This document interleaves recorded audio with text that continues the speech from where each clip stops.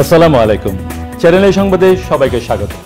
আর এখনকার সংবাদে আপনাদের সাথে আছি আমরা দুজন, আমি সোহেল ফয়সাল, আমি মেহেরুন্নেসা তাহমিনা। বিস্তারিত সংবাদের শুরুতে জানিয়ে দিচ্ছি ফ্রেশ প্রিমিয়াম টি সংবাদ শিরোনামগুলো। টানা বৃষ্টি আর উজানের ঢলে সিলেট, সুনামগঞ্জ, কুড়িগ্রাম সহ দেশের বিভিন্ন জেলায় বন্যা, পানিবন্দী কয়েক লাখ মানুষ। কক্সবাজারের উখিয়ায় পাহাড় ধসে রোহিঙ্গা ক্যাম্পে 9 জনের মৃত্যু, ভারী বর্ষণে বিপর্যস্ত জনজীবন।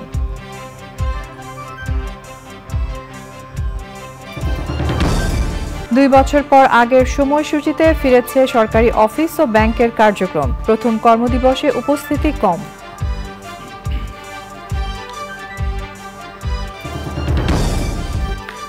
প্রিয়জনের সঙ্গে ঈদ উদযাপন শেষে রাজধানীতে ফিরছে মানুষ, ভোগান্তিহীন যাত্রায় যাত্রীদের স্বস্তি।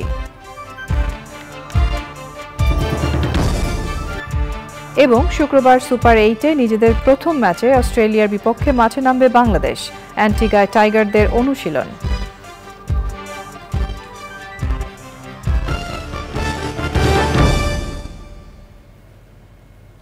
সংবাদ শিরোনামগুলো জানাচ্ছিলাম। এখনকার এই সংবাদ আয়োজন একই সঙ্গে চ্যানেল আই এর ইউটিউব চ্যানেলে এবং চ্যানেল আই এর ওটিটি প্ল্যাটফর্ম আই স্ক্রিনে লাইভ স্ট্রিম হচ্ছে।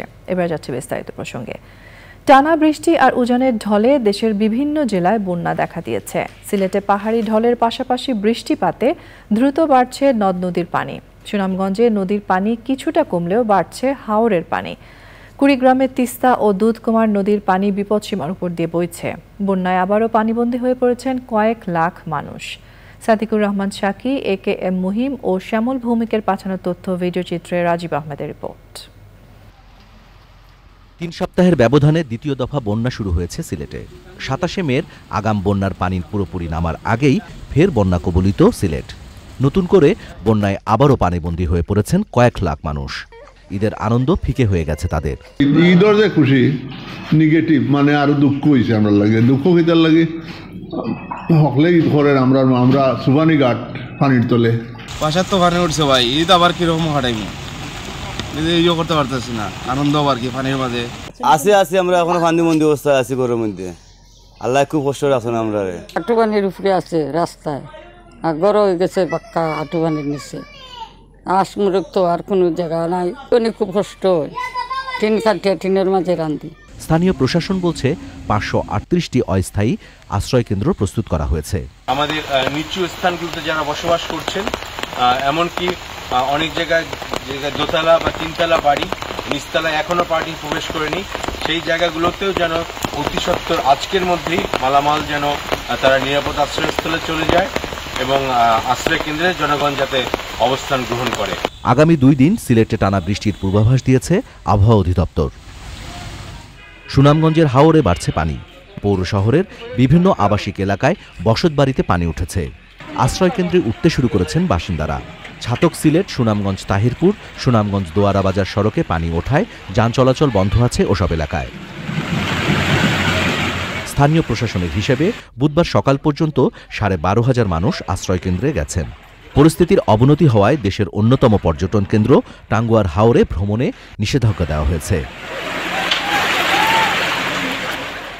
কুড়িগ্রামে ব্রহ্মপুত্র, ধরলা, দুধকুমার ও তিস্তার পানি বৃদ্ধি অব্যাহত রয়েছে। বন্যার পানিতে নাগেশ্বরী, ভুরিঙ্গামারী ও রাজারহাট উপজেলার নদ নদীর তীরবর্তী চর, দ্বীপচর ও নিম্নাঞ্চলের বাড়িঘর পানিতে তলিয়ে গেছে। পানিবন্দী হয়ে পড়েছে অন্তত 500 পরিবার। Rajib Ahmed, channel I. কক্সবাজারের উখিয়ায় পালংখালী রোহিঙ্গা ক্যাম্পে পাহাড় ধসে 9 জন নিহত হয়েছেন। বুধবার ভোরে 8, 9, 10 ও 14 নম্বর ক্যাম্পের পাশে পাহাড়ি এলাকায় পৃথক পাহাড় ধসে ওই হতাহতের ঘটনা ঘটে। সরোর আজিম মানিকের পাঠানো তথ্য ভিডিওচিত্রে রাজীব আহমেদের রিপোর্ট। মঙ্গলবার থেকে কক্সবাজার, উখিয়া ও টেকনাফ এলাকায় টানা বৃষ্টি হচ্ছে। বুধবার ভোরে উখিয়া উপজেলার পালংখালী ইউনিয়নের বালুখালীর কয়েকটি ক্যাম্প পাহাড় ধসে রোহিঙ্গাদের বেশ কয়েকটি ঘর মাটিচাপা পড়ে। Fire service, red crescent, APBN ও পুলিশ সহ স্বেচ্ছাসেবক দলের সদস্যরা উদ্ধার কাজে যোগ দেন। পাহাড় ধসে 10 নম্বর ক্যাম্পের 4 জন, 9 নম্বর ক্যাম্পের 2 জন, 8 নম্বর ক্যাম্পের 2 জন রোহিঙ্গা মারা যায়। এছাড়াও ১৪ নম্বর ক্যাম্পের পাশে পাহাড়ি এলাকায় পালংখালী ইউনিয়নের এক বাসিন্দার বাড়ির ওপর পাহাড় ধসে এক স্কুল ছাত্র নিহত হয়েছে। শরণার্থী ত্রাণ ও প্রত্যাবাসন কার্যালয়ের অতিরিক্ত কমিশনার শামসুদ্দৌজা নয়ন ক্যাম্পে একাধিক পাহাড় ধসের হতাহতের ঘটনা নিশ্চিত করে উদ্ধার তৎপরতা চলছে বলে জানান। Rajib Ahmed, channel I. ঈদের ছুটি শেষে সরকারি অফিস খুলেছে। প্রায় ২ বছর পর আগের সময়সূচিতে সরকারি অফিস ও ব্যাংকের কার্যক্রম শুরু হয়েছে। তবে প্রথম কর্মদিবসে উপস্থিতি কম ছিল। রোববার থেকে রাজধানী আবার ফিরে পাবে তার চিরচেনা রূপ মনে করছেন সংশ্লিষ্টরা। শাকের আদনানের রিপোর্ট। কোরবানির ঈদে এবার শুক্র ও শনিবার সহ ৫ দিনের সরকারি ছুটি শেষে কর্মস্থলে ফিরছেন নগরবাসী। ছুটির পর প্রথম কর্মদিবসে সরকারি অফিসে উপস্থিতি কম দেখা গেছে। একে অন্যের সঙ্গে ঈদের শুভেচ্ছা বিনিময় করেছেন। ঈদ পরবর্তী যে ফিরতি যাত্রা এখনো সম্পূর্ণ হয়নি। ব্যাংকগুলোতেও উপস্থিতি কম ছিল। তো ব্যাংকেও অনেক ফাঁকা ফাঁকা মনে হচ্ছে, কাস্টমার নাই, উপস্থিতি কম, অনেকে ছুটিতে আছেন, বন্ধ ছুটিতে। আগামী সপ্তাহ থেকে কর্মচঞ্চল হয়ে উঠবে অফিস পাড়া। শুধু যে ব্যাংকিং কার্যক্রমের জন্য আসছে তা না, অনেকে আমাদের সাথে দেখা করতে পারছে, যাদের সাথে ভালো সম্পর্ক আছে আমাদের। আসলে একটু নিরিবিলি কাজ করতে চায়, একটু শান্তভাবে শান্ত পরিবেশে কাজ করতে চায়। তাদের টুকিটাকি যে দরকারগুলো তারা আজকে কমপ্লিট করে ফেলছে। তো 2 দিন আছে এই সপ্তাহের, হয়তো এই 2 দিন হালকাই যাবে, পরবর্তী সপ্তাহে হয়তো আশা করি সবাই আবার উপস্থিত থাকবে। জ্বালানি সংকটের মধ্যে বিদ্যুৎ সাশ্রয় করতে 2022 সালের 24শে আগস্ট থেকে কর্মঘণ্টা কমিয়ে অফিস ও ব্যাংকের সময়সূচি পরিবর্তন করে সরকার। এতদিন সকাল 9টা থেকে বিকেল 4টা পর্যন্ত সরকারি অফিস ছিল। ঈদের ছুটির পর থেকে সকাল 9টা থেকে বিকেল 5টা পর্যন্ত অফিস চলবে। এখনকার সময়সূচিতে ব্যাংকের লেনদেন চলবে সকাল 10টা থেকে বিকেল 4টা পর্যন্ত। অফিস খোলা থাকবে সন্ধ্যা 6টা পর্যন্ত। শাকের আদনান, চ্যানেল আই, ঢাকা। প্রিয়জনের সঙ্গে পবিত্র ঈদুল আজহা উদযাপন শেষে আবার রাজধানীতে ফিরছে কর্মজীবী মানুষ। অফিস আদালত খুলে যাওয়ায় বাধ্য হয়েই ঢাকায় ফিরতে হয়েছে বলে জানিয়েছেন তারা। পরাগ আসিমের রিপোর্ট। ঈদের ছুটি শেষে অফিস আদালত খুলেছে বুধবার থেকে। কাজের তাগিদে তাই আবারও রাজধানীমুখী মানুষ। বাস, ট্রেন, লঞ্চে মানুষ আসছে ঢাকায়। আমার অফিস কালকে থেকে শুরু হবে, এই জন্য আর কি দ্রুত ফেরা। এবার ছুটিটাও কম পেয়েছি তুলনামূলক গতবারের চেয়ে আর কি। তো অফিস খোলা বলে আসা হয়েছে। তাড়াতাড়ি আসলাম যে রাস্তায় জ্যামজট থাকবে না। না আসলে চলতো, তো পার্সোনাল কাজগুলো আজকে আমি গুছিয়ে নিলে কালকে থেকে আমি অফিস করতে আমার সুবিধা হবে। বাসের তুলনায় ট্রেনে ভিড় তুলনামূলক বেশি, তবে সবাই স্বাচ্ছন্দ্যেই ফিরছেন ঢাকায়।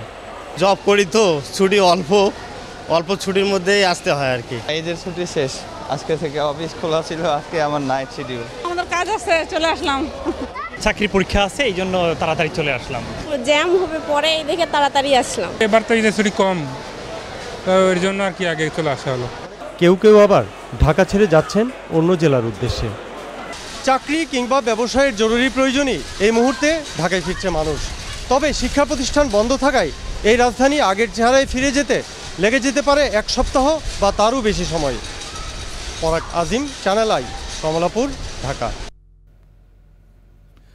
চতুর্থবারের মতো ভারতের পশ্চিমবঙ্গে বীরভূমের সংসদ সদস্য নির্বাচিত হয়ে চ্যানেল আইকে দেওয়া সাক্ষাৎকারে শতাব্দী রায় বাংলাদেশের মানুষকে ঈদ শুভেচ্ছা জানিয়ে বলেন, অমীমাংসিত তিস্তা ইস্যু দুদেশের সম্পর্কের দেয়াল হয়ে দাঁড়াবে না। মুখ্যমন্ত্রী মমতা ব্যানার্জির সঙ্গে প্রধানমন্ত্রী শেখ হাসিনার সম্পর্ক বড়ই মধুর বলে মন্তব্য করেন শতাব্দী রায়। সময় ইসলামের রিপোর্ট। আমিও বলবো আপনাদের সবাই খুব ভালো থাকুন, ঈদ মোবারক। সরকারি ও বিরোধী দলগুলোর নজিরবিহীন লড়াইয়ের মধ্য দিয়ে 7 দফার ভোট যুদ্ধের ফল ঘোষণা করা হয় 4 জুন। 9 জুন জোট সরকারের প্রধানমন্ত্রী হিসেবে শপথ নেন নরেন্দ্র মোদী। তবে ভারতের জাতীয় নির্বাচনকে ঘিরে বরাবরের মতো এবারও নানা ঘটনার মূল ফ্ল্যাশলাইট ছিল পশ্চিমবঙ্গ। পশ্চিমবঙ্গে সংসদীয় আসন 42টি।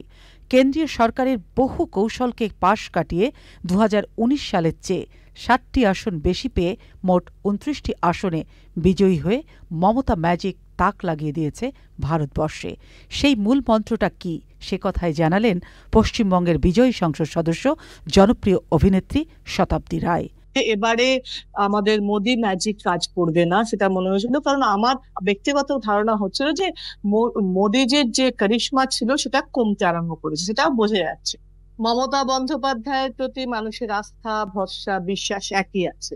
মিডিয়া কি দেখাচ্ছে, শহরের মানুষের গুটি কয়েক মানুষ কি বলছে সেটা না, মানুষের মমতা ব্যানার্জির প্রতি ভালোবাসা, মানুষের না, পশ্চিমবঙ্গের মানুষ মমতা ব্যানার্জির সাথে আবেগে যুক্ত, সেই আবেগটা কাজ করেছে এবং অভিষেক বন্দ্যোপাধ্যায়ের স্ট্র্যাটেজি। তিস্তা ইস্যুতেও কথা বলেন তিনি। আমি এটা আশা করব যে বাংলাদেশের সঙ্গে আমাদের সব দিক দিয়ে কথাবার্তা, খাওয়া দাওয়া, চলাফেরা, বাংলা ভাষা সবকিছুর সঙ্গে এত মিল আছে এবং সম্পর্ক এত ভালো আছে, মানুষের যে সম্পর্ক। এবং আমরা যখন সিনেমা করেছি আমি দেখেছি যে বাংলাদেশের মানুষ কি কতটা আমাদেরকে ভালোবাসে, আমাদের সিনেমাকে ভালোবাসে, আমাদের মানুষকে। এবং যখনই আমরা বাংলাদেশে, আমি সবাই গিয়ে একই কথা বলে যে আপ্যায়ন, যে ভালোবাসা বাংলাদেশের মানুষের থেকে পাই আমরা, সেটা দারুণ। তো সেই জন্য আমি ব্যক্তিগতভাবে সে অভিনেত্রী বলুন, মানব শতাব্দী বলুন, পলিটিক্সের শতাব্দী বলুন, আমি চাইবো যে বাংলাদেশের সঙ্গে সম্পর্ক আমাদের সবসময় সুন্দর থাক এবং দিদির সঙ্গে আপনাদের প্রধানমন্ত্রীর সম্পর্ক ভালো আছে। কিছু ইস্যু ভিত্তিক থাকলে সেটা নিশ্চয়ই তারা দেখবেন। অভিনেতা থেকে নেতা হতে গেলে তারকা খ্যাতি দিয়ে বেশি দিন টেকা যায় না, জনতার মন জয় করতে হয় বলে জানালেন পশ্চিমবঙ্গের প্রথম তারকা থেকে চতুর্থবার সংসদ সদস্য হওয়া এই নেতা। তো দেখুন, আমি অ্যাক্ট্রেস বলে সে প্রিভিলেজ পেয়ে হয়তো অনেকেই বলে প্রথমবার জিতেছি, প্রথমবার জেতার পর বলা হয়েছিল যে স্টারডাম জিতিয়ে দিয়েছে। সেকেন্ড টাইম অনেক বন্ধুরাও বলেছিল যে রাত দাঁড়িয়েও না, সম্মান খেতে যাবে, একবার তো এমপি হয়ে গেলে আর কি দরকার। তো সেকেন্ড টাইম যখন দেখি তখন কিছু মানুষের মনে হয়েছে হতে পারে, আবার মানুষ চান্স দিল। থার্ড টাইম যখন তখন বললো হ্যাঁ তাহলে কাজ করেছে বা কাজের জায়গায় আছে বা সেই ভালোবাসা অক্ষুণ্ণ আছে বীরভূমের মানুষের আমার প্রতি, সেজন্য আমি সবসময় কৃতজ্ঞ রেখে বলি এবং সেই ভালোবাসা আজও আছে বলে আমি চতুর্থবার সুযোগ পেয়েছি। বাংলাদেশের মানুষের প্রতি অকৃত্রিম ভালোবাসা জানিয়েছেন জনপ্রিয় এই নেতা এবং অভিনেত্রী। সোমা ইসলাম, চ্যানেল আই, ঢাকা। ঈদ উপলক্ষে চ্যানেল আই এর বিশেষ অনুষ্ঠান কৃষকের ঈদ আনন্দ প্রচার হয়েছে।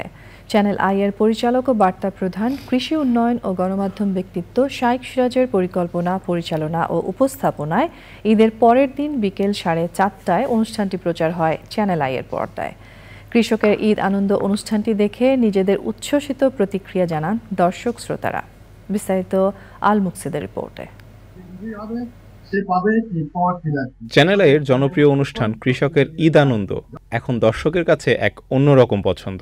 অনুষ্ঠানটি প্রচারের সময় বাসাবাড়ি, পল্লী অঞ্চল, হাটবাজারের চায়ের দোকান, মুদি দোকান, টিভির সামনে ভিড় জমায় সাধারণ মানুষ। আমরা ফ্যামিলি নিয়ে কৃষকের ঈদ আনন্দ দেখি, খুবই ভালো লাগে। কৃষকের ঈদ আনন্দ এই অনুষ্ঠানটি আমার খুব ভালো লাগে।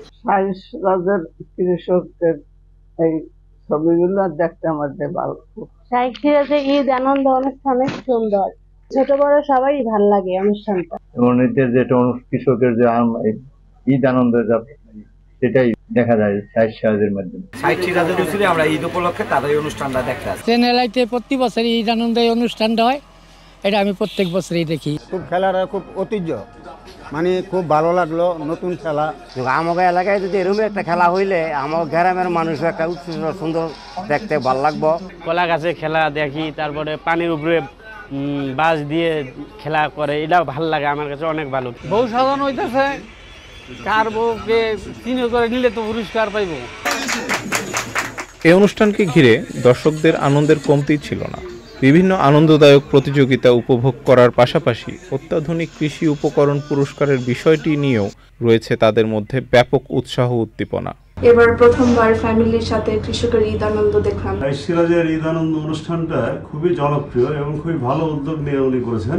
বউ সাজানো অনুষ্ঠানটা অনেক ভালো লাগছে, কিন্তু কৃষকের ঈদ আনন্দ অনুষ্ঠানটি দেখে আমরা গ্রাম সম্পর্কে জানতে পারি। এই বছর আমরা আবার নতুন করে দেখতে পাচ্ছি কৃষকের কলা গাছে ওঠার খেলাটি আমার দেখতে খুব ভালো লাগে। এছাড়াও প্রতিটি সাধারণ মানুষ সহ কৃষকের দাবি, কৃষকের ঈদ আনন্দ অনুষ্ঠানটি যেন নতুনত্ব নিয়ে প্রতিবারের মতোই আয়োজন করা হয়। আল মুকসিদ, চ্যানেল আই। আমাদের এবারের প্রসঙ্গ আই স্পোর্টস। শেষ খবর পর্যন্ত যুক্তরাষ্ট্রের সংগ্রহ 5 উইকেটে 97 রান। শুক্রবার ভোরে টি-20 বিশ্বকাপে সুপার 8-এ নিজেদের প্রথম ম্যাচে অস্ট্রেলিয়ার বিপক্ষে মাঠে নামবে টাইগাররা। ম্যাচ সামনে রেখে জোরে সোরে অনুশীলন করছে সাকিব, শান্ত, হৃদয়রা। ওয়েস্ট ইন্ডিজের অ্যান্টিগায় কিছুক্ষণ আগেই শেষ হয়েছে বাংলাদেশের অনুশীলন। সেখানে আছেন সাইদুর রহমান শামীম। আমরা সরাসরি চলে যাচ্ছি তার কাছে। শামীম, বাংলাদেশ দলের অনুশীলন কেমন চলছে? খেলোয়াড়রা কোনো কথা বলেছে কিনা?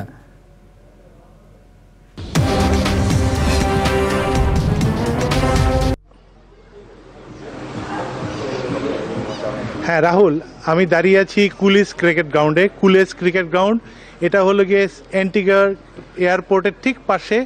এখানে আন্তর্জাতিক ম্যাচ খুব একটা হয় না, হয় প্রস্তুতি ম্যাচ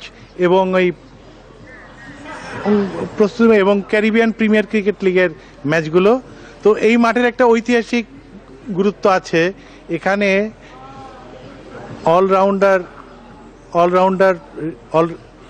ক্যারিবীয় অলরাউন্ডার পাওয়েল উনি কিন্তু 6 বলে 6টা 6 মেরেছিলেন। তো এই মাঠের একটা মুম্বাই ইন্ডিয়ান্সের খেলোয়াড়, তিনি 6 মেরেছিলেন। যাও আসল কথায় আসি, এখানে আজকে সকালে বাংলাদেশ দল অনুশীলন করেছে।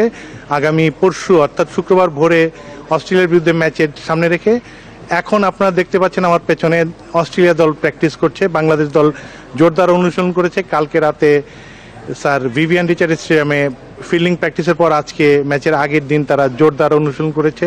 প্রায় ঘন্টা 2 অনুশীলন করেছে। অনুশীলনে সবাই ছিলেন, সাকিব ছিলেন, অধিনায়ক শান্ত ছিলেন। তো তারপর কোচ হাতুরা সিং মিডিয়ার সাথে কথা বলেছেন, আমাদের সাথে কথা বলেছেন। তিনি যেটা বলেছেন যে বাংলাদেশ দল এ পর্যন্ত 3টি ম্যাচ জিতেছে গ্রুপ পর্বে এবং এটা টি-20 বিশ্বকাপে বাংলাদেশে এ পর্যন্ত সেরা সাফল্য। কোনো একক আসরে বাংলাদেশ এতগুলো ম্যাচ জিততে পারেনি। তো তার যেটা কথা যে আমরা যে অ্যাচিভমেন্টটা ছিল সেই অ্যাচিভমেন্টটা অর্জন করেছি। আমরা দ্বিতীয় রাউন্ডে সুপার 8 রাউন্ডে গিয়েছি। আমরা এবার প্লেয়ারদের বলে দিয়েছি এবং প্লেয়াররাও করেছে, তারা ফ্রি হ্যান্ড খেলবে, মুক্ত হয়ে চাপমুক্ত হয়ে তাদের সেরা খেলাটা দিতে চাইবে এবং তাদেরকে ছেড়ে দেওয়া হবে তাদের ফ্রি হ্যান্ড এবং নিজের মতো করে খেলার। এবং এই উইকেট কিছুটা ভালো থাকবে। আজকে জেনেছেন নিশ্চয়ই যে সাউথ আফ্রিকা এবং যুক্তরাষ্ট্রের ম্যাচে যে উইকেটটা হয়েছে স্যার ভিভিয়ান রিচার্ড স্টেডিয়ামে, সেখানে বেশ রান হয়েছে এবং তারা আশাবাদী। হাতুরে সিং যেটা বলেছেন, আমি খেলোয়াড়দের স্বাধীনতা দিব খেলার জন্য, পুরো নিজের মন মতো করে খেলার জন্য। এবং তাতে আমরা আশা করি 3 জন যে বড় প্রতিপক্ষ আছে অস্ট্রেলিয়া, ভারত এবং আফগানিস্তান, তাদের সাথে থেকে তারা সেরা খেলাটা দিতে পারবে। এবং হাতুরা সিং যে কথাটা বলতে চাইছেন যে খেলোয়াড়দের নির্ভর হয়ে খেলার সুযোগ দিলে হয়তো বাংলাদেশ ভালো কিছু করবে। এবং তিনি যেটা বলেছেন যে এখন যা পাবো তাই আমাদের লাভ, আমরা সেইভাবেই খেলবো। আমরা ম্যাচ বাই ম্যাচ খেলছি এবং সেই অনুযায়ী পরবর্তী পরিকল্পনা নেব। আর অস্ট্রেলিয়া দল এখন প্র্যাকটিস করছে, আপনারা দেখতে পাচ্ছেন। তো বাংলাদেশ এই হলো আমার কাছে আপডেট। আশা করা যায় বাংলাদেশ দল তাদের সেরা খেলাটা খেলবে এবং একাদশে হয়তো একটা পরিবর্তন আসতে পারে, উইকেটের কথা মাথায় রেখে হয়তো পরিবর্তন আসতে পারে। তবে সেটা এখন হচ্ছে না। কোচ হাতুরা সিং জানিয়েছেন তিনি ম্যাচের আগে উইকেট দেখে সেই অনুযায়ী সিদ্ধান্ত নেবেন। একাদশে হয়তো একটা স্পিনারের সংখ্যা বাড়তে পারে উইকেটের কথা চিন্তা করে। রাহুল, এই ছিল আমার কাছে আপডেট। শামীম, আপনাকে ধন্যবাদ। দর্শক, ওয়েস্ট ইন্ডিজের এন্ট্রিগা থেকে যুক্ত হয়েছিলেন আমাদের বিশেষ প্রতিনিধি সাইদুর রহমান শামীম। নর্থ সাউন্ড এ ক্যারিবীয় ক্রিকেট সম্রাট স্যার আলেকজান্ডার ভিভ রিচার্ডসের নাম অনুসারে অ্যান্টিগায় নির্মাণ হয় স্টেডিয়াম। 2007-এর ওয়ানডে বিশ্বকাপ দিয়ে যাত্রা শুরু হয় স্যার ভিভ রিচার্ডস স্টেডিয়ামের। টি-20 বিশ্বকাপে অস্ট্রেলিয়া এবং ভারতের বিপক্ষে এই গ্রাউন্ডেই সুপার 8-এ লড়বে টাইগাররা। দৃষ্টিনন্দন ও ক্রিকেট ঐতিহ্যে ভরপুর স্টেডিয়ামটি ঘুরে আরও জানাচ্ছেন চ্যানেলের স্পোর্টস এডিটর সাইদুর রহমান শামীম। 2007-এর ওয়ানডে বিশ্বকাপ ক্রিকেট আয়োজন উপলক্ষে ওয়েস্ট ইন্ডিয়ান ক্রিকেট বোর্ডের উদ্যোগে অ্যান্টিগায় নির্মিত হয় অত্যাধুনিক এক ক্রিকেট স্টেডিয়াম। অ্যান্টিগার সেন্ট জর্জের নর্থ সাউন্ডে বিশাল পরিসরে এই ছিমছাম স্টেডিয়ামের নামকরণ করা হয় ক্যারিবীয় তথা বিশ্ব ক্রিকেটের একচ্ছত্র সম্রাট স্যার আলেকজান্ডার ভিভ রিচার্ডসের নাম অনুসারে, তার প্রতি শ্রদ্ধা জানিয়ে। স্টেডিয়ামের প্রবেশ মুখে ক্রিকেটের আলেকজান্ডার স্যার রিচার্ডসের মূর্তি স্বাগত জানাতে তৈরি। অ্যান্টিগায় স্যার ভিভ ছাড়াও জন্মেছেন Andy Roberts, Richie Richardson, Curtly অ্যাম্ব্রোসের মতো ক্রিকেট নক্ষত্ররা। নর্থ সাউন্ডের ছিমছাম স্টেডিয়ামে রিচার্ডসের সঙ্গে আছেন তারাও। সুপার 8 রাউন্ডের কঠিন লড়াইয়ের প্রস্তুতি ভিভ রিচার্ড স্টেডিয়ামের নৈশালকে শুরু করলো টিম টাইগার্স। ওয়ার্ম আপ শেষে ফিল্ডিং অনুশীলন করে স্টেডিয়ামের মাঠের সাথে মিতালি করে নিল শান্ত ও তার দল। যদিও এই অনুশীলন সেশনে ছিলেন না খোদ অধিনায়ক শান্ত এবং অলরাউন্ডার সাকিব। তবে ক্যারিবীয় ক্রিকেটের অবিসংবাদিত সম্রাটের নামে নামকরণ করা মাঠে অস্ট্রেলিয়া ও ভারতের বিপক্ষে আসন্ন লড়াইয়ের জন্য নিজেদের উদ্দীপ্ত করে নিলেন লাল সবুজের ক্রিকেট যোদ্ধারা। এই মাঠেই 20 ও 21 জুন ক্রিকেট পরাশক্তি অস্ট্রেলিয়া ও ভারতের বিপক্ষে বাংলাদেশের সুপার 8 রাউন্ডের গুরুত্বপূর্ণ ম্যাচ। ক্যারিবীয় ক্রিকেটের সম্রাটের আস্তানায় বাংলাদেশের ক্রিকেটাররা। অ্যান্টিগার কৃতি সন্তান স্যার ভিভিয়ান রিচার্ডসের নামে গড়া হয়েছে একটি পেল্লাই স্টেডিয়াম। এই স্টেডিয়ামই বিশ্বকাপের 2টি ম্যাচ খেলবে সুপার 8-এর বাংলাদেশ। 20 জুন অস্ট্রেলিয়ার সাথে, এরপর 21 জুন ভারতের বিপক্ষে। সেই বড় ম্যাচের আগে বাংলাদেশ অনুপ্রেরণা খুঁজল ভিভিয়ান রিচার্ডসের নামে গৌরবান্বিত এই স্টেডিয়ামে অনুশীলন করে। আজ তারা ফিল্ডিং অনুশীলন করেছে, এরপর তারা খেলতে নামবে একদিন পরই অস্ট্রেলিয়ার বিপক্ষে। এই স্যার ভিভিয়ান রিচার্ড কি তাদের জন্য অনুপ্রেরণা হতে পারবেন? সে উত্তর মিলবে ম্যাচ শেষে। Saidur Rahman Shamim, sir Vivian Richard stadium, Antigua. জায়ান্টদের বিদায়ের খবর দিয়ে শেষ করবো আজকের আই স্পোর্টস। ফিরে যাচ্ছি তাহমিনার কাছে। রাহুল, আপনাকে ধন্যবাদ। যাচ্ছি পরের সংবাদে। সরকারের আশ্রয়ণ প্রকল্পের আওতায় ঘর জমি পেয়ে খুশি উপকারভোগীরা। তারা বলছেন, প্রধানমন্ত্রী শেখ হাসিনার এই উদ্যোগ তাদের ভূমিহীন পরিচয় ঘুচিয়েছে, দিয়েছে মাথা গোজার ঠাঁই। অনেকটাই সহজ হয়েছে তাদের জীবনযুদ্ধ। লালমনিরহাট থেকে ফিরে ইফতেখার উদ্দিনের রিপোর্ট। জাতির পিতা বঙ্গবন্ধু শেখ মুজিবুর রহমানের জন্মশতবার্ষিকীতে ভূমিহীন ও গৃহহীন মুক্ত বাংলাদেশ গড়ার অঙ্গীকার করেছিলেন প্রধানমন্ত্রী শেখ হাসিনা। সেই অঙ্গীকারের ধারাবাহিকতায় জমিসহ পাকা বাড়ি পেয়েছেন লাখো মানুষ। ঠিকানাবিহীন মানুষের জুটেছে ঠিকানা। দেশের অন্যান্য স্থানের মতো লালমনিরহাটেও বাস্তবায়িত হয়েছে আশ্রয়ণ প্রকল্প। স্থায়ী ঠিকানা পেয়ে প্রধানমন্ত্রীর প্রতি কৃতজ্ঞ সেসব মানুষ। চাল দেশে 10 কালাই দেশে, তেল দেশে দেশে প্রথমে ঘরের পরে যে ল্যাব দিচ্ছে, কম্বল দেশে, চাউল 10 কেজি করে দিছে, তেল দেশে, কালাই দেশে, কম্বল পাচ্ছি, চাল পাচ্ছি, কোরবানি গোস্ত পাচ্ছি। রিক্সা চালে খাইতাম, এখন তো আর রিক্সা চালাইতে পাইনি, এখন এই যে পঙ্গু হয়ে গেছে, নল ব্যয় পাইনি। সরকার যা মোটামুটি সাহায্য করে, মোটামুটি খুব ভালোই করে, আমরা যথেষ্ট খুশি। বিকে করতাম আমি অচল, আল্লাহর প্রধানমন্ত্রী বাসায় রুকু। প্রধানমন্ত্রী আমাদের ঘরটা করে দিচ্ছে, আমাদের ওইটাই বড়, এটি আমার বড় উপকার করছে। জীবনযুদ্ধে সংগ্রামী এসব মানুষের আয়ের সংস্থানের জন্য রয়েছে সামাজিক নিরাপত্তা কর্মসূচি। আশ্রয়ণ প্রকল্পের সামাজিক নিরাপত্তা কর্মসূচির মধ্যে যারা বিধবা আছেন, বিধবা ভাতা তারা কিন্তু পাচ্ছেন, ওটি একেই বাদ নেই। বৃদ্ধ যারা আছে তারা পাচ্ছেন, কিন্তু কিছু কিছু বৃদ্ধ এখনও বাকি আছে, কারণ নতুন করে তালিকা যাবে, তারপর হয়তো তাদেরকে আমরা অন্তর্ভুক্ত করতে পারবো। এর বাইরে তাদেরকে আমরা কর্মসংস্থানের জন্য প্রশিক্ষণ কার্যক্রম সেটি চলমান রেখেছি বিভিন্ন দপ্তরের মাধ্যমে। প্রধানমন্ত্রীর অঙ্গীকার অনুযায়ী লালমনিরহাট এখন গৃহহীন ও ভূমিহীন মুক্ত একটি জনপদ। এবার লক্ষ্য জাতির পিতার স্বপ্নের ক্ষুধা ও দারিদ্র্যমুক্ত বাংলাদেশ বিনির্মাণ। কুটির পাড়া আশ্রয়ণ প্রকল্প, আদিতমারি, লালমনিরহাট থেকে ইফতেখার উদ্দিন, চ্যানেল আই। আপনারা দেখছেন চ্যানেল। স্বাগত জানাচ্ছি আরো একবার চ্যানেল আই সংবাদে। এখন জানাবো আমাদের হাতে থাকা আরো কিছু সংবাদ। প্রথমে নিটল ডাটা আন্তর্জাতিক সংবাদ।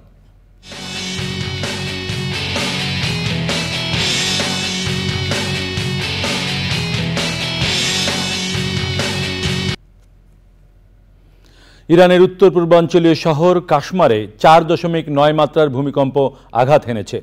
এতে অন্তত 4 জন নিহত ও 120 জন আহত হয়েছেন। মঙ্গলবার ইরানের স্থানীয় সময় দুপুর 1:24 ভূমিকম্প আঘাত হানে। মার্কিন ভূতাত্ত্বিক জরিপ সংস্থা USGS বলেছে, ভূপৃষ্ঠ থেকে 10 কিলোমিটার গভীরে ছিল ভূমিকম্পের উৎপত্তি স্থল। ভূমিকম্পে হতাহতের সংখ্যা জানিয়ে কাশমারের গভর্নর জানিয়েছেন, আহত 35 জনকে হাসপাতালে ভর্তি করা হয়েছে। ভূমিকম্পে শহরটির বেশিরভাগ জরাজীর্ণ ভবন ক্ষতিগ্রস্ত হয়েছে। প্রায় 1500 বছর আগে চীন এবং তাইওয়ানে শুরু হয় ঐতিহ্যবাহী ড্রাগন বোট ফেস্টিভ্যাল। এটি চীনা নববর্ষ এবং মধ্য শরৎ উৎসবের সাথে 3টি জীবন্ত উৎসবের অন্যতম। ম্যান্ডারিন ডনজি এবং ক্যান্টোনিজে টুইন এনজি নামে পরিচিত এই উৎসব। ডাবল ফিফথ ফেস্টিভ্যালও বলা হয় এটিকে। এটি চীনা ক্যালেন্ডারের পঞ্চম চান্দ্র মাসের পঞ্চম দিনে উদযাপিত হয়। স্থানীয় বীরদের স্মৃতিস্মরণে এই উৎসব।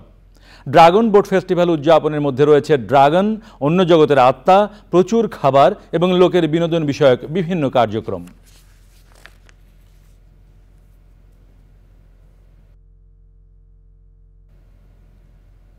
এবারে আইস্ক্রিন সাংস্কৃতিক সংবাদ।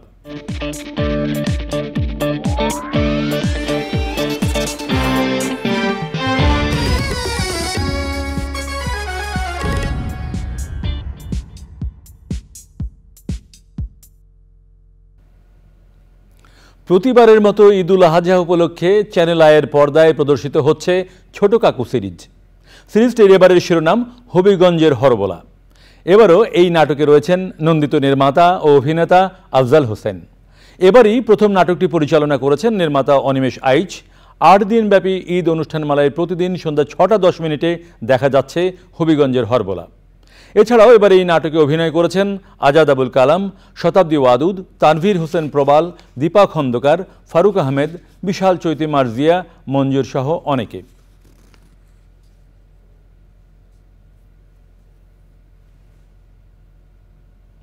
এবারে জয় বানানা ফাইবার মেশিন সিল্ক সিটি সংবাদ।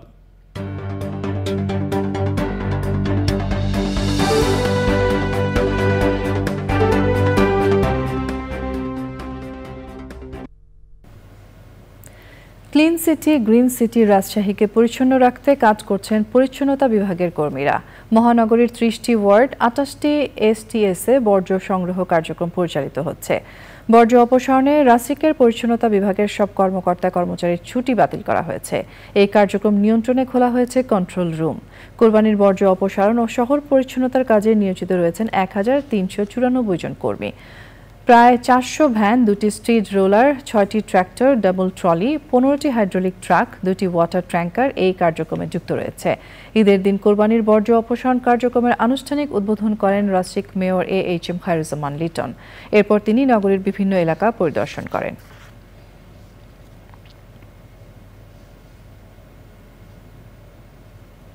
কৃষি সংবাদ।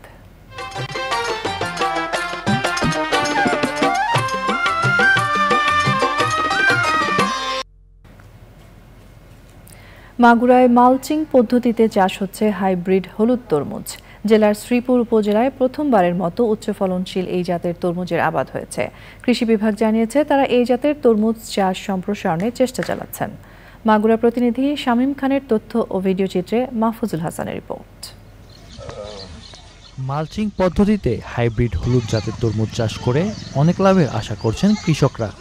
মাগুরার শ্রীপুর উপজেলার 2টি এলাকায় প্রথমবারের মতো উচ্চ ফলনশীল বিশেষ এই 2 জাতের তরমুজ চাষ হয়েছে। অল্প সময়ে অধিক লাভ, এই কারণে আমরা তরমুজের চাষটা করব। এই ধরনের চাষ তো আমাদের এলাকায় নাই, অতএব এরপর সবারই একটা আগ্রহ আছে যে এই চাষটাই উন্নত হচ্ছে। তরমুজে খুব ভালো ফলন হয়েছে, এখনো অনেকেই এইটা দেখে এই মাঠ চাষ শুরু করবে। 1-1.5 লাখ 2 লাখ টাকা তারও বেশি মনে হয় এইটা বেচা কিনা হবে। কৃষি বিভাগের তথ্য অনুযায়ী যশোর অঞ্চলের টেকসই কৃষি সম্প্রসারণ প্রকল্পের আওতায় এই বিশেষ জাতের তরমুজ চাষ হয়েছে।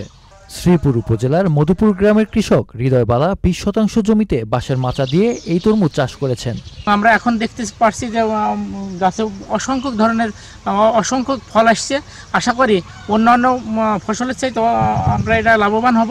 ইতোমধ্যে গাছে তরমুজের ফলন শুরু হয়েছে। নির্দিষ্ট দূরত্বে ঝুলছে হলুদ তরমুজ। কৃষক হৃদয়বালা জানান এ পর্যন্ত তার 35,000 টাকা খরচ হয়েছে। তার ক্ষেতে কমপক্ষে 1,500 তরমুজ হবে, যার দাম পাওয়া যাবে কমপক্ষে 1.5 লাখ টাকা। রঙ্গিলা হাইব্রিড তরমুজের চাষ করছি, তো এই চাষে লাভবান হব বলে আমার আত্মবিশ্বাস। কৃষি বিভাগ জানিয়েছে প্রচলিত জাতের তরমুজ শেষ হওয়ার পর 2 মাসে এ জাত বাজারে আসে, ফলে কৃষকরা ভালো দাম পান। গ্রীষ্মকালীন তরমুজ এটা অসময়ে ফসল হওয়ার কারণে এটি সাধারণ ভোক্তাদের মাঝে বেশ জনপ্রিয়তা লাভ করেছে এবং বর্তমানে বাজার মূল্য ভালো পাওয়ার কারণে কৃষক আগ্রহ পাচ্ছে। মালচিং পদ্ধতিতে পলিথিন দিয়ে মাটির লম্বা ও উঁচু বেড় তৈরি করে নির্দিষ্ট দূরত্বে পলিথিন ছিদ্র করে বীজ বপন করা হয়। ফলে বৃষ্টিতে গাছের গোড়ায় পচন ধরে না এবং পোকামাকড়ের আক্রমণও কম হয়। Mahfuzul Hasan, channel I. এবারে রয়েছে প্রকৃতি সংবাদ।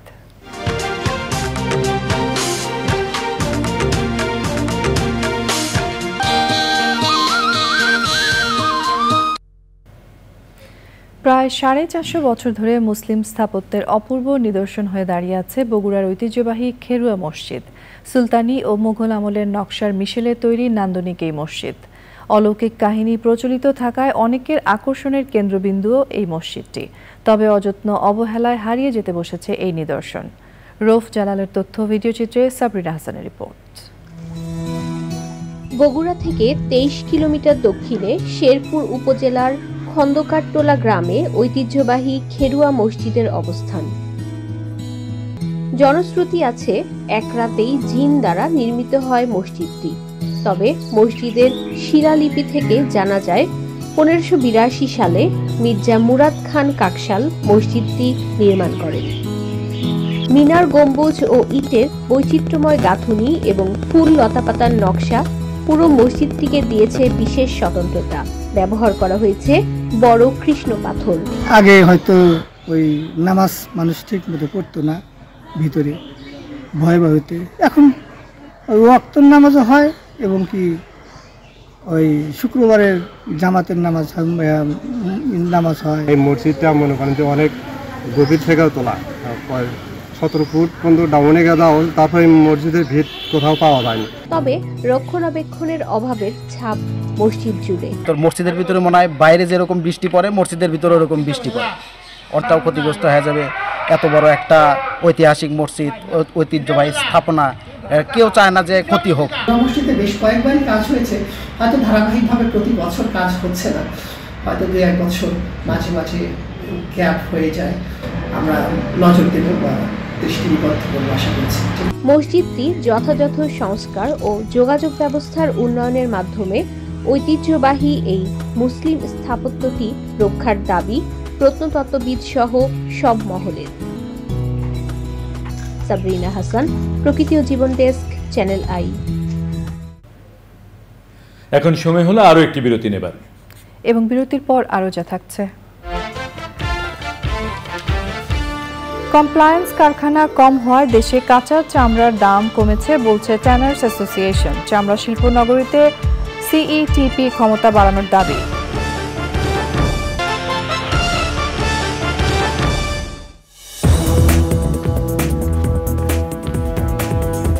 প্রিয় দর্শক, আপনারা দেখছেন চ্যানেল আই সংবাদ। এখন জানাবো আরো কিছু সংবাদ। বিশ্ববাজারে চামড়ার দাম বাড়লেও কমপ্লায়েন্স কারখানা কম হওয়ায় দেশে কাঁচা চামড়ার দাম কমেছে বলে দাবি করেছে ট্যানার্স অ্যাসোসিয়েশন। ট্যানারিগুলো এবার 80 থেকে 90 লাখ পিস কোরবানির চামড়া সংগ্রহের লক্ষ্যমাত্রা নির্ধারণ করেছে। অদক্ষ ও মৌসুমি কষের কারণে 20% চামড়া নষ্ট হয়। চামড়া শিল্পনগরীতে কেন্দ্রীয় বর্জ্য শোধন ব্যবস্থা বা সিইটিপির ক্ষমতা বাড়ানো ও ব্যক্তিগতভাবে ইটিপি স্থাপনের সুযোগের দাবি ট্যানার্স অ্যাসোসিয়েশনের। মাসরুর শাকিলের রিপোর্ট। বিশ্ববাজারে গত কয়েক বছর চামড়ার দাম বেড়েছে, কিন্তু দেশে কাঁচা চামড়ার দাম প্রতি বছরই কমেছে। দেশের ট্যানারিগুলোর কাঁচা ও লবণযুক্ত চামড়া সংগ্রহের সবচেয়ে বড় মৌসুম কোরবানি। এবার দেশে 1 কোটিরও বেশি পশু কোরবানি হয়েছে। বাংলাদেশ ট্যানার্স অ্যাসোসিয়েশন ঈদুল আজহার তৃতীয় দিনে সংবাদ সম্মেলন করে এবারের চামড়া সংগ্রহে বিস্তারিত জানায়। মোটামুটি 1 কোটির কাছাকাছি আপনার কুরবানি হয়েছে, কিন্তু এইখানে আমাদের যে খাসি এবং ছাগলের চামড়া অব্যবস্থাপনার কারণে 8 থেকে 10 লক্ষ পিস আপনার নষ্ট হবে। আমাদের 1 কোটি প্লাস কুরবানি হয়েছে। আমাদের যে লক্ষ্যমাত্রা সেই লক্ষ্যমাত্রা অর্জিত হবে। লক্ষ্যমাত্রা এখন আমাদের 80 থেকে 90 লক্ষ। সাভারের হেমায়েতপুরে চামড়া শিল্পনগরী হলেও তার কেন্দ্রীয় বর্জ্য শোধনাগার এখনও পর্যাপ্ত নয়। নন কমপ্লায়েন্ট হওয়ায় বাংলাদেশের কাঁচা চামড়া নিয়ে চীন, ভারত সহ অন্যান্য দেশ ব্যবসা করছে বলে মনে করে ট্যানারির মালিকরা। এলডব্লিউজি সনদ অর্জনে 25টি ট্যানারির প্রস্তুত করার প্রয়াস চালানো হলেও ট্যানারি ক্লাস্টারের বাহিরে অবস্থিত 2টি ট্যানারি এলডব্লিউজি সার্টিফাইড হয়েছে। পরিবেশ বান্ধব চামড়া শিল্পনগরী গড়ে তোলার লক্ষ্যে অনিবার্য অনুষঙ্গ common effluent treatment plant CETP chrome recovery plan CCRU solid waste management কার্যকর হয়নি, ফলে LWG সনদের অর্জনে চামড়া শিল্পের বেশ কিছু ট্যানারি এগিয়ে থাকলেও LWG সনদ ও আন্তর্জাতিক সনদ অর্জন করা সম্ভব হচ্ছে না। চামড়া প্রক্রিয়াকরণে প্রয়োজনীয় মেশিনারিজ, কেমিক্যালস, অ্যাক্সেসরিজ সহ আনুষঙ্গিক পণ্যের মূল্য বৃদ্ধির কারণে কস্ট ইফেক্টিভ চামড়া উৎপাদন কম্পিটিটিভ করা দুঃসাধ্য হয়ে দাঁড়িয়েছে। লবণযুক্ত চামড়ার মতো কাঁচা চামড়ার দামও নির্ধারণ করে দেওয়া উচিত বলে মনে করে tanners association. Masrur Shakil, channel I, Dhaka. সংবাদের এই পর্যায়ে আমরা নিয়ে নিচ্ছি আরও একটা বিরতি। বিরতির পর আবারও ফিরে এলাম চ্যানেল আই সংবাদে। চলুন যাওয়া যাক এখনকার আয়োজনে। পবিত্র ঈদুল আজহা উপলক্ষে সংযুক্ত আরব আমিরাতের মানুষ আনন্দ মুখর ছুটির দিন কাটাচ্ছেন। তীব্র গরমেও দেশটিতে ঈদের আনন্দে ভাটা পড়েনি। প্রবাসী বাংলাদেশিরাও পিছিয়ে নেই ঈদ আনন্দ উদযাপনে। মেহেদি হাসানের রিপোর্ট। মধ্যপ্রাচ্যের বিভিন্ন দেশের সঙ্গে তাল মিলিয়ে আনন্দমুখর পরিবেশে ঈদের ছুটি উদযাপন করছে সংযুক্ত আরব আমিরাতের বাসিন্দারা। প্রবাসী বাংলাদেশিরা পরিবার পরিজনের সঙ্গে ভার্চুয়াল যোগাযোগ শেষে নিজেদের মতো ঈদের ছুটি উপভোগ করছেন। শুভেচ্ছা বিনিময়ের মধ্য দিয়ে আমরা সবাই, সব শ্রেণীর মানুষ যাতে ঈদের আনন্দ ভাগাভাগি করে নিতে পারি এবং সম্প্রীতির বন্ধনে আমরা আবদ্ধ হতে পারি, এই জন্য এই ওপেন হাউস প্রোগ্রাম ঈদটা উদযাপন করলাম। এটা আসলে মনে হচ্ছে যে ঠিক যেন আমরা বাংলাদেশের আত্মীয় স্বজন, পরিবার পরিজনের মধ্যে ঈদ করছি। প্রচণ্ড গরম চলছে, এরপরেও আমরা পরিবার পরিজন দিয়ে, বাচ্চা কাচ্চা নিয়ে আমরা বিভিন্ন পার্কে ঘুরেছি। আমরা ঈদ খুব আনন্দভাবে করি। আমাদের যেহেতু ফ্যামিলির সাথে আছে, বিভিন্ন পার্কে, বিভিন্ন মার্কেটে, শপিং মলে যাই। আর আমরা আমাদের দেশের মা বাবা আছে, ভাই বোন আছে, আত্মীয় স্বজন আছে, তাদেরকেও মিস করি। আমিরাতের বিনোদন পার্ক, সমুদ্র সৈকত, ডেজার্ট সাফারি, পাহাড়ি এলাকা, cinema hall, shopping mall, food station ও খেলার মাঠে উপচে পড়া ভিড়। সারাদিনের আনন্দ আয়োজনে সঙ্গী ছিল পরিবার পরিজন ও বন্ধু বান্ধব। ইউএই এবং ওমানের বর্ডারে একটি সুন্দর জায়গা রয়েছে, আপনার হাত্তা ড্যাম। ওই এলাকা একদম পর্যটন এরিয়া বলে খ্যাত। সেখানে আমরা পরিবার পরিজনকে নিয়ে, বন্ধু বান্ধবকে নিয়ে ভ্রমণ করেছি। আমরা এখানে কিন্তু অনেক আনন্দ করছি। আমরা কিন্তু এই আনন্দটা খুবই ভালোভাবে কেটেছে। মানুষজন এসেছে, আত্মীয় স্বজনরা এসেছে আমাদের ঈদের প্রোগ্রামের মধ্যে। আমরা আজকে এখানে 30 বছর ধরে এখানে আসি, কিন্তু এখানে ঈদ উদযাপন করতেছি। আমার 2 বাচ্চা, আমার হাজব্যান্ড, আমরা সবাই মিলে লং ড্রাইভে চলে গেছি। আবুধাবি দূতাবাস এবং দুবাই কনসুলেটের কর্মকর্তারা প্রবাসী বাংলাদেশিদের সঙ্গে ঈদের শুভেচ্ছা বিনিময় করেন। ঈদের ছুটিকে উপভোগ্য করতে ছিল ঈদ পুনর্মিলনী ও সাংস্কৃতিক পরিবেশনা। মেহেদি হাসান, চ্যানেল আই, সংযুক্ত আরব আমিরাত।